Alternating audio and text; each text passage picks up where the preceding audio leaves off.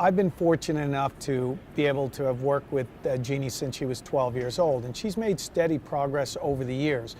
But if you look, I believe in 2012, she won Junior Wimbledon, she won a couple 10,000s, and she's been on a steady climb ever since. And in 2013, she really went from having very little ranking to really emerging from a player that was in the satellites and the futures and some tour events to somebody that's moved all the way up to like 30 in the world, which is an impressive run. She was in the finals of a tour event. She was in a couple semifinals. She had some big wins at Wimbledon.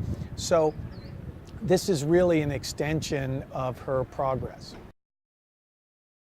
It's an ongoing growth process where you are constantly trying to not only teach the technique, but one of the areas that is not commonly discussed is you have to create a vision of the player in their mind of who they're going to be. That has to be consistent with their physical skills and attributes, their game, and their personality. And as you do this and you start molding this vision in their mind where they get excited about the player they're going to be, this is fundamental in helping players establish the right strategy, and then also it translates to good sound tactics. So this is one of the key elements, and within the context of all of that, there's always the underlying principles of striving for excellence, the principles of learning to focus on what you can control, not setting your standards by other people, but more by yourself and being everything you can be. Within that concept, there are real secrets to not only becoming a great competitor, but somebody that is able to push themselves and grow. Because as you focus on what you can control, it creates an inner sense of peace when you're competing or when you're on a court and you're constantly driving yourself. It also enables you as an athlete to not get too down when things don't go well results-wise, and conversely, not to get too high when you win. Every player is different. Years ago, I was working with a young gal for 4 or 5 years, a good player. She won the US Open Juniors a few years ago. Her name was Samantha Crawford, and she is, 6'1", 6'2".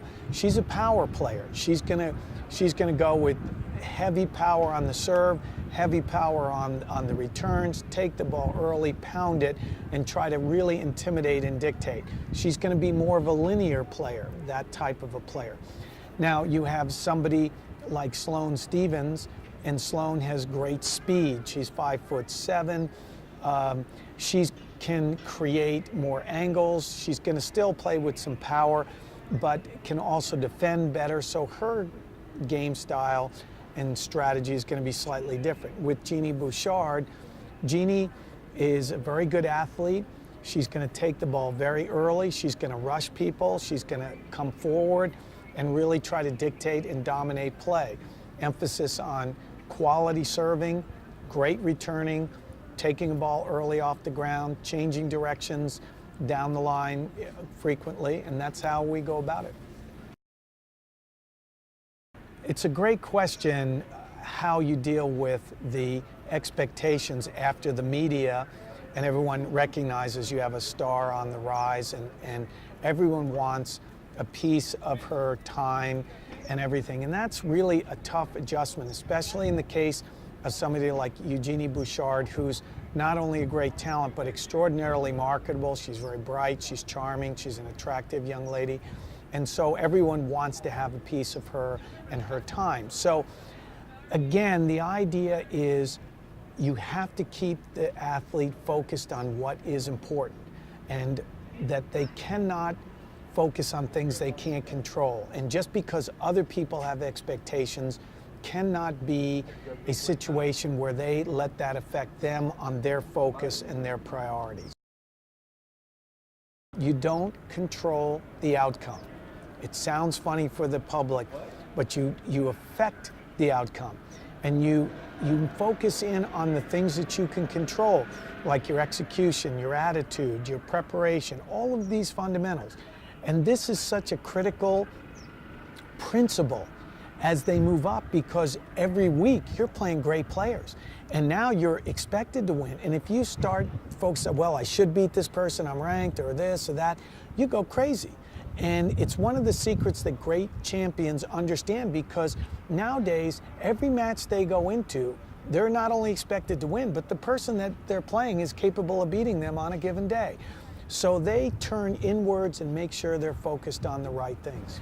You know, you deal with, quote, inflated expectations by a principle that I adhere to. Number one, you never crush dreams, but you can guide in a rational way. For example, let's say a player saying, oh, I want to play professional tennis, like so many of the 10, 11, 12, 13-year-olds want to. And you say, that's great. But as they go along, you say, and you know what, there's two pathways, and I think a great pathway for you as time goes by, you're either going to go straight to the pros, in which case the writing will be on the wall, you should clearly have tremendous results, you need resources for 3 or 4 years and all this, and if not, you can continue your dream by going through college and then maturing, and you'll be able to make good decisions as a young adult.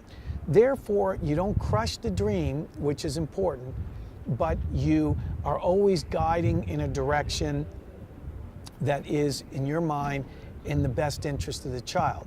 Further to that is, no one has a crystal ball. And I gotta tell you that I would love to tell you that, oh, I knew definitively that Genie Bouchard, when she was 12, was gonna be as good as she is and beyond. And at 12, I didn't know for sure. I thought she had a shot, but who am I to crush that dream? And I'm glad I certainly didn't. So it's a balancing act.